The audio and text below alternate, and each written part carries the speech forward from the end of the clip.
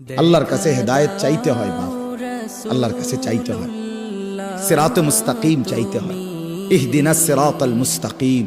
আল্লাহ বলে, বান্দা আল্লাহর কাছে সঠিক রাস্তা এটা প্রতিদিন চাইতে হয়।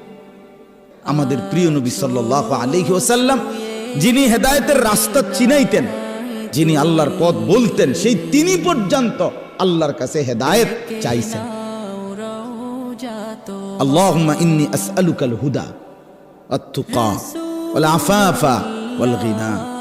আল্লাহ আমি হেদায়েত চাই, আল্লাহ আমি তাকওয়া চাই, আল্লাহ আমি চরিত্রের পবিত্রতা চাই, আল্লাহ আমি দুনিয়ার প্রতি অমুখাপেক্ষিতা চাই।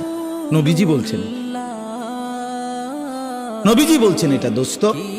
আল্লাহ রাসূল হেদায়েত চাইতেন, আল্লাহুম্মা আলহিমনি রুশদি ওয়া আইযনি মিন শাররি নাফসি। নবীজি দোয়া করতেন, আল্লাহ এই ব্যাপারে কোনটা সঠিক, এই রাস্তাটা সঠিক